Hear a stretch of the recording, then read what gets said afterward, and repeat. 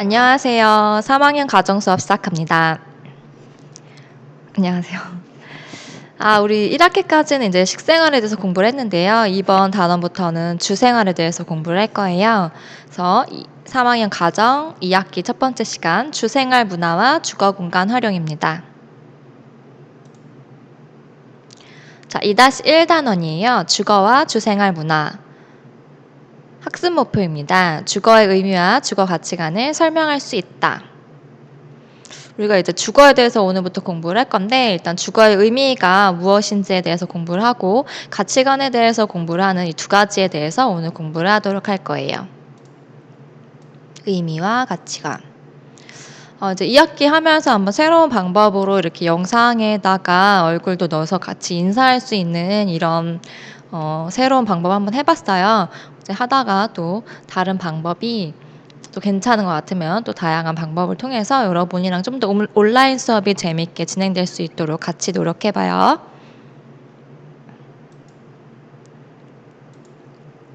자, 이제 주거 하면은 다양한 것들을 생각하게 될 텐데, 이제 옛날 고대 신전이에요. 그래서 이제 건축물에 대해서 몇 가지를 보여드리도록 할게요. 자, 이렇게 석조를 통해서, 석조를 이용해서 만드는 이제 건축 형태인 거고요.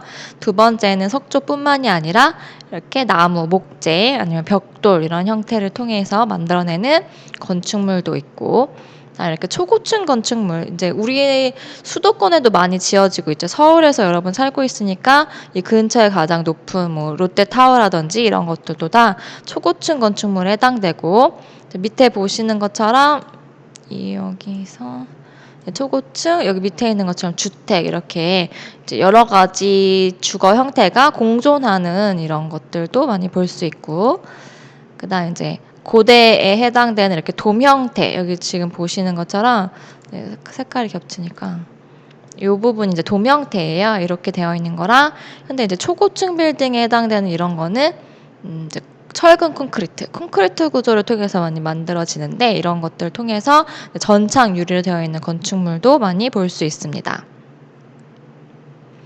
자, 그러면 이제 여러분이 주거에 대해서 이제 한번 같이 볼 건데요. 교과서는 68페이지예요. 그 책에 나와 있는 것처럼 여기 시간 여행을 한번 해볼 거예요. 방금 전에 제가 여러 가지 사진을 보여드리기도 했는데, 여기 나와 있는 교과서를 통해서 시간 여행을 한번 해볼 건데요.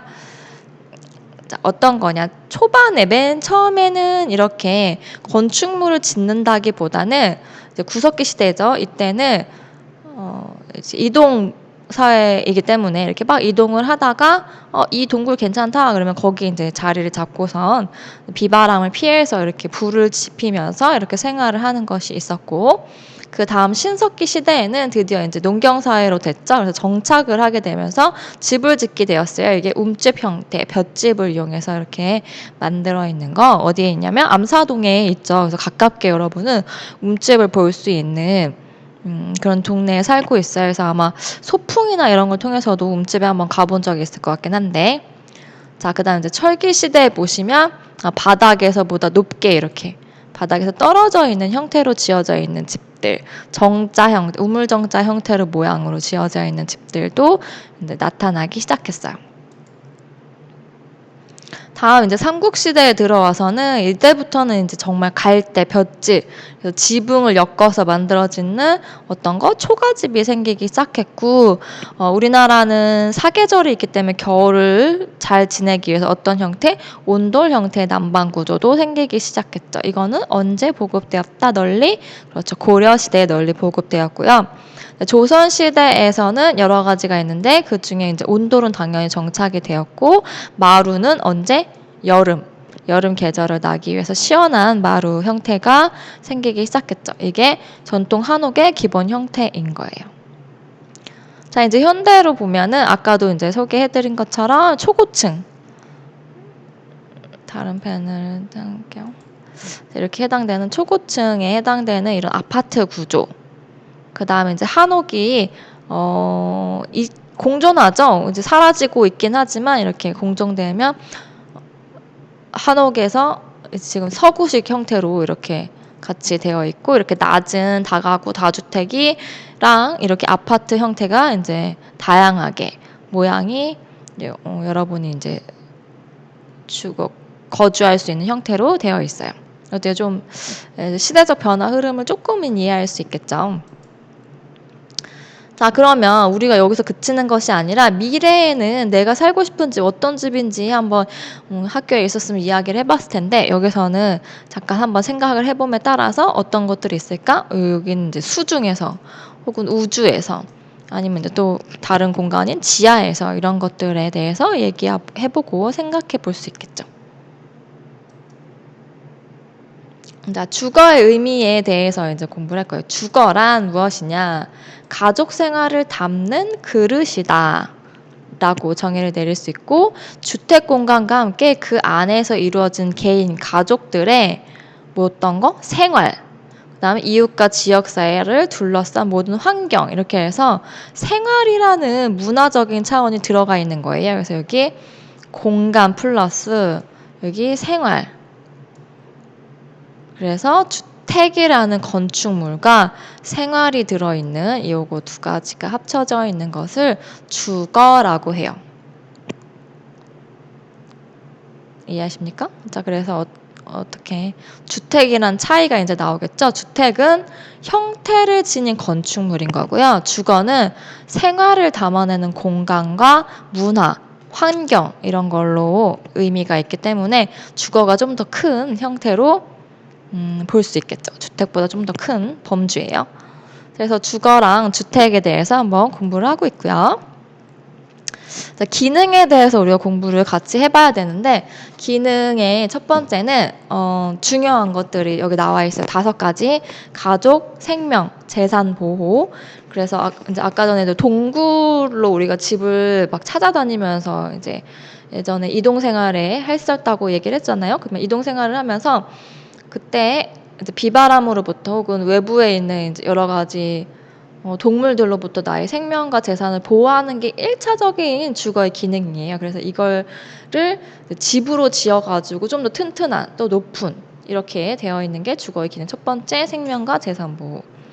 아마 아기 돼지 삼형제 집 공간에 대한 그 이야기 아마 아실 건데, 그 이야기도 여기 집의 기능에 대해서 잘 보여주고 있죠. 두 번째, 가족의 휴식과 건강 유지. 그래서 이제 여러분의 지금 이제 코로나 같은 걸로부터 외부에서 이제 마스크 쓰고 불편하고 힘들었던 생활이 집에 이제 도착하면서 이제 심리적인 편안과 외부에 있는 사람들로부터 나를 보호하는 건강 유지, 이게 둘 다 되는 거고, 그 다음에 부모님이 여러분을 자녀 양육하고 혹은 노부모님들을 보호하고 모시는 기능도 주거의 기능이에요. 네 번째는 가족의 단란과 화합의 공간, 그 다음에 가사 노동의 터전. 이게 주거의 기능입니다. 주거의 조건에 여기 5가지도 매우 중요해요. 첫 번째는 아까 얘기했던 것처럼 생명과 재산을 보호하는 안전할 것. 그 다음에 코로나로부터 보호되고 방역되고 막 이런 것들이 어떤 기능일까? 쾌적할 것. 어떤 조건이냐면 쾌적할 것. 그 다음에 주거의 조건에서 세 번째, 편리하고 능률적일 것. 그 다음에 아름다움과 개성을 표현해서, 이제는 예전에는 이제 막 쉬는 것뿐만이 아니라 나의 개성을 표현하고, 여기가 나야, 이 공간은 나라는 거야, 뭐 이렇게 표현할 수 있는 것까지 이제 주거의 조건에서 충족시켜야 되는 것 중에 하나로 보고 있습니다. 5번째는 내 경제적인 거를 너무 크게 벗어나서 대출 많이 끼고 이런 것이 아니라 그냥 내 경제적인 것에 맞춰서 경제적인 것뿐만 아니라, 그리고 집을 통해서 이제 재테크도 하고 이런 거, 최근에 이제 뭐 뉴스 보시면은 많이 봤을 건데, 이런 재테크 개념으로서도 집을 많이 이용했었죠. 이제는 이제 그거가 안 되게 하겠다 해서 정부가 규제를 많이 하고 있는데, 이제 그런 것 부분, 경제적인 것도 주거의 조건 중에 하나입니다. 어려운 거 있으십니까? 없으시죠? 펜 잠깐 하시면, 첫 번째 주거의 조건은 안전, 이건 1번이에요. 두 번째 쾌적, 아까 이제 코로나 방역 생각하면 되고, 편리하고 능률적인 것을 통해서 이제 여러분이 이제 나중에 건축가가 될지 설계자가 될지 뭐 이런 직업군을 갖는 사람이 있을지 모르겠지만, 편리한 것과 그다음에 동선을 짧게 하고 뭐 주방 내에서도 뭐 여기 설거지를 하고서 음식을 만들고 정리를 하고 뭐 이렇게 하는 것들이 동선을 굉장히 짧게 능률적이게 하는 것도 주거의 조건 중에 하나. 그다음에 여러분을 표현한 아름다움과 개성을 표현한 거, 그다음에 재테크의 기능도 있는 경제적인 것이 다 주거의 조건입니다. 주거의 기능 5가지도 꼭 알아두셔야 되는데, 첫 번째는 여러분 아까 다시 복습하자면 생명과 재산보호, 휴식과 건강유지, 너네들을 키우고 노부모를 모시는 양육과 노인보호, 가족단란과 화합, 그다음 가사노동의 터전 꼭 알아두시기 바래요. 이제 저희가 이제 2학기부터는 1학기에는 가정이 시험 문제 안 들어갔는데 우리 이제 시험 문제 들어가기 때문에 이 부분 꼭 잊지 말고 같이 공부를 하셔야 돼요. 가장 중요한 거 요 두 가지는 꼭 알아두셔야 됩니다. 별표가 잘 되나요? 별표 같지 않지만 꼭 별표를 쳐두셔야 합니다. 뭐 필기를 해두시고 싶으신 분들이 있으면 꼭 이 부분, 별표가 잘 안 되네요. 자, 이렇게 꼭 알아두시고요. 주거의 의미와 주거 가치관입니다. 주거 가치관 과거는 외부 위험으로부터 가족의 생명을 보호하기 위한 공간이었어요. 아기 돼지 삼형제 그 이야기를 잘 생각해보면 알겠지만 뭐 비바람, 그냥 맹수 이런 것부터 가족 생명을 보호했다면 현대 오늘날에는 가족이 편리하고 안전하게 혹은 심리적, 신체적 건강 유지, 사회적 관계를 형성하는 공간이기도 해요. 어렵지 않죠, 여기는. 자, 주거의 가치입니다. 주거는 가족이 단란하고 풍요로운 생활이 이루어지는 공간이자 이웃, 아까 얘기해서 근린 생활까지 해야 된다는. 그래서 주거는 중요하다. 주거의 가치는 가족뿐만이 아니라 이웃까지 이렇게 생활의 공간이고 문화가 들어가 있다라는 내용 꼭 봐두셔야 합니다. 주거 관련 통계예요. 교과서 페이지에 어디냐면요. 71페이지에 해당되는 거고요. 근데 71페이지에서는 여러 가지가 나와 있는데 주거 수준, 거주 유형, 주거 이동, 보유 의식, 그다음 주택 유형에 대해서 한번 공부를 해보도록 할게요. 첫 번째 1인당 주거 면적이에요. 2006년보다 현대에 올수록 점점점 면적이 커지고 있죠.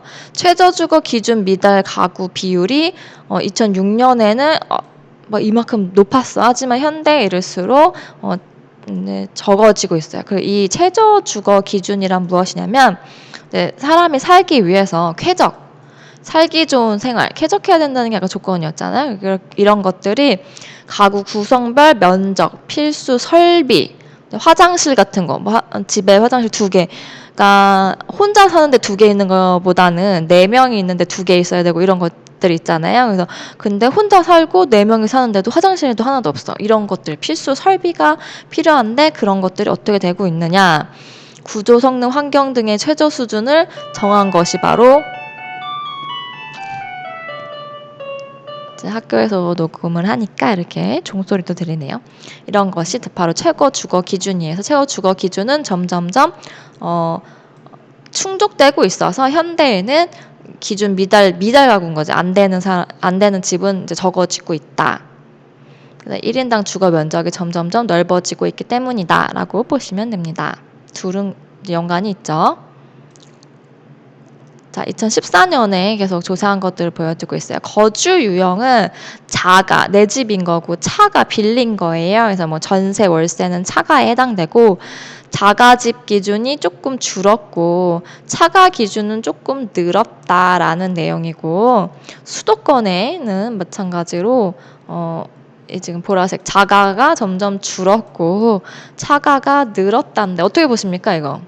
약간 이제 사회적인 문제랑 결부해서 여러분이 보셔야 되는 건데 지금 이제 국회의원들도 국회의원직을 포기하면서까지 집을 사수하잖아요. 그래서 과연 이제 교과서에서는 집을 이제 뭐 사서 투자하는 개념이 아니라 빌려서 전세로 많이 살아라 뭐 이런 내용에서 이제 교과서가 만들어졌다는 그런 게 있었었는데 근데 이제 경제적인 요건까지 주거에서 충족을 시킨다면 현대에 되게 많이 지금 한 3년 전과 지금만 해도 집값 차이가 굉장히 많이 월등하게 뛰었거든요. 여러분도 뭐 이 근처에서 본인이 사는 집이 집값이 어떻게 됐는지 뉴스를 통해서도 접할 수 있고 아니면 부모님과 상의하면서도 이제 그런 얘기를 많이 뭐 들었을 수 있는데 어떤가 내가 집을 사서 돈으로 이거 내 소유를 가지고 있는 자가 형태냐 아니면 미래에 나는 그냥 빌려서 살면서 여러 동네를 이동하면서 살아보고 싶은 차가 형태 그때는 되게 유리하거든요. 그러니까 자가는 한 동네 되게 오랫동안 사는 거에 유리한 조건이고 차가는 좀 자주 이동을 하면서 내가 크게 이제 세금이나 이런 걸로부터 좀 자유로울 수 있는 게 차가인데 어떤 게 더 여러분이 선택하기 나은지 한번 생각해 볼 수 있는 문제인 것 같아요. 중3이면 경제적으로 현재 지금 이슈화되고 있는 것이 어떤 건지도 좀 알아야 되는 그런 나이이기도 하잖아요. 그래서 뉴스에서 연일 나오죠. 아파트 값이 집값이 폭등하고 있다. 뭐 영어까지 끌어모아서 집을 사려고 하는 사람들이 30, 40대에 많이 늘고 있다. 이런 문제에 대해서도 여러분이 어떻게 생각하는지 한번 좀 생각해 봐야 되는 그런 단원이기도 합니다. 지금 딱 이슈화되는 걸로 굉장히 좋은 단원이기도 하죠. 자, 그럼 주거 실태 조사 주요 지표예요. 주거 이동은 어떻게 되고 있는지 지금 이제 빨간색 자가는 뭐 이렇게 조금 줄었고 뭐 그치? 전국적으로도 뭐 좀 줄었고 일단 차가가 조금 늘었던 추세다 뭐 이렇게 보는 건데 둘 다 늘었어요. 그죠? 어떻게 보면 되는지 그러니까 수치적인 걸로 보시면 돼요. 가구, 그러니까 평균 거주 기간에 해당되는 거잖아요. 당연히 자가가 좀 더 길고 차가는 좀 짧을 수밖에 없다는 거. 그래서 장점은 자주 이동하는 건데 단점도 자주 이동해야 한다는 거지. 집주인이 방을 여기 들어와서 이제 곧 살아야 돼요 이러면 내가 뭐 리모델링까지 다 했는데 다른 집으로 이동해야 되는 그런 단점도 생길 수 있어요. 하지만 장점은 내가 자주 이동하는 데 있어서 이 집보다는 저 집으로 조금 더 편하게 동네를 이사할 수 있는 거 이런 게 장점이자 단점이기도 해요. 차가가. 자 이렇게 보시면 도지역군에 이러고 수도권은 뭐 이 정도 된다는 기간들로 나와 있어요. 평균 거주 기간이에요. 자, 주거 실태조사의 보유 의식이 사람들이 어떻게 되고 있느냐. 2010년에는 내 집을 꼭 마련해야 된다가 굉장히 컸다면 14년에도 여전히 크죠. 하지만 그렇지 않아도 된다는 게 조금 늘었다. 뭐 이런 내용인 거고. 근데 또 지금은 다를 수 있어요. 2020년이기 때문에 2020년 이제 6년이 지났잖아요. 지금의 젊은 사람들은 또 다시 주택으로 재테크한 사람들 돈을 많이 벌었대. 뭐 이런 내용들도 너무 많이 뉴스에 나오고 있어서 집을 사지 않은 사람들의 상실감이 또 크고 있죠. 가구주 연령별은 주택 보유 의식이 40대 미만일 때랑 60세 이상이 되면 점점 더 내 집은 꼭 있어야 돼. 좀 적을수록 그렇지 않게 내 집은 있어도 되고 뭐 차가로 있어도 돼. 이렇게 생각을 한다는 내용이에요. 자, 2014년 주거 실태조사 지표는 주택 유형이 이렇게 단독주택 같은 경우 아파트, 그다음 연립, 다세대, 비거주용 건물 내 주택, 그다음에 주택 이외의 거처가 이렇게 됐는데 이 중에서 당연히 이제 아파트 비율이 점점 크고 있죠. 그래서 아파트 굉장히 크게 많이 사람들이 살고 있다. 옛날에 단독에 많이 살았지만 지금은 좀 줄었다. 뭐 이런 내용들.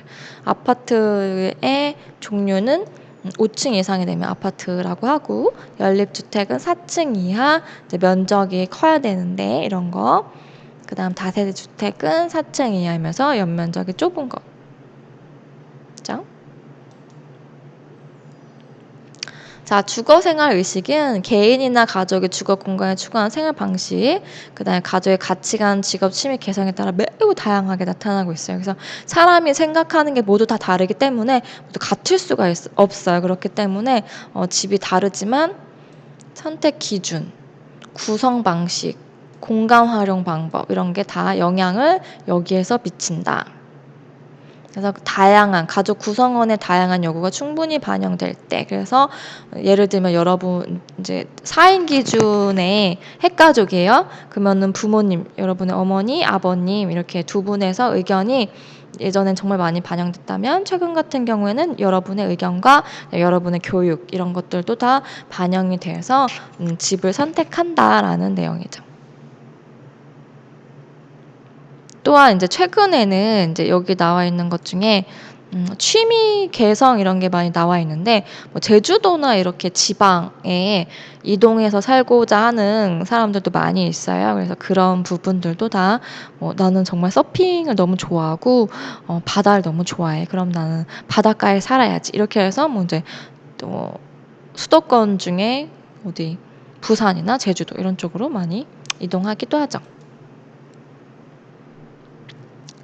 자, 요거까지 한번 보도록 할 건데, 오늘 71도까지 공부를 하도록 할 건데요. 그래도 요거까지만 하나 더 볼 거예요. 좌식과 입식과 이를 합친 절충식이 있어요. 좌식은 우리나라가 이제 바닥이 온돌이 들어가서 따뜻하잖아요. 그래서 그 따뜻한 바닥에 막 앉아서 생활하는 전통 생활 양식. 그래서 바닥에 막 앉아 생활하지만 현대에는 어떠냐면 입식 생활, 서양의 생활 양식이 많이 들어와서 바닥에 누워 자고 이런 것보다는 침대나 의자가 이제 생활화되고 있고, 근데 그래도 우리는 바닥이 따뜻한 게 가장 큰 장점이기 때문에 이 둘을 더한 절충식. 그래서 좌식과 입식이 함께 사용되는 기능적이고 편리한 생활을 한다까지만 보도록 할게요, 오늘은. 그래서 이제 우리 수행평가도 주거에 대해서 공부를 하고선 수행평가를 할 건데 조금 재밌게 생활을 할 수 있도록 같이 한번 보도록 할 거고요. 3학년 전반에 2학기부터 제가 수업을 들어가요. 그래서 저와 함께 주거에 대해서 공부를 하고 수행평가하고, 그 다음에 중간 없고 기말고사에 가정 문제도 나온다는 거 꼭 알아두셔서 가정은 공부를 같이 하도록 하겠습니다. 오늘 공부 열심히 하셨나요? 어렵진 않았죠? 내용 중에 어려운 거 있었어요? 없었죠? 어떤 게 중요했냐면 가치관도 물론 되게 중요하게 공부를 했고, 그리고 그뿐만 아니라 앞에 나왔던 주거 의미와 조건 있었죠.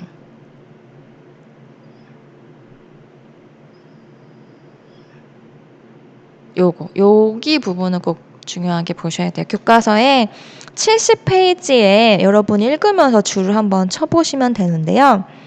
주거의 의미 첫 번째 줄 치시고, 주거는부터 가족의 생활을 담는 그릇 거기 줄 치고 쭉 쳐서 의미이다, 포함하는 의미이다 세 번째 줄까지 줄 치시고요. 그 다음에 그 다섯 번째 줄에 과거에 줄 치고, 주거는 외부 위험으로부터 가족을 보호하기 위한 공간. 그다음 그 아랫줄에 오늘날에 줄 치고, 가족이 편리하고 안전하게 생활하며 신체적, 심리적 건강 유지, 사회적 관계를 형성하는 공간. 그 아랫줄 끝에서 네 번째 줄이에요. 주거는 사회적 지위나 경제적 가치를 나타내는 수단. 그 아랫줄 주거는 가족의 단란하고 풍요로운 생활이 이루어지는 공간이자 이웃과 더불어 살아가는 공간이라는 점 치시고, 그림 2-12에 여기 나와 있는 주거의 기능과 조건의 발표 꼭 쳐두세요. 자, 오늘 공부 열심히 하셨습니다, 여러분. 네, 수고하셨고요. 다음 시간에 만나도록 할게요. 안녕.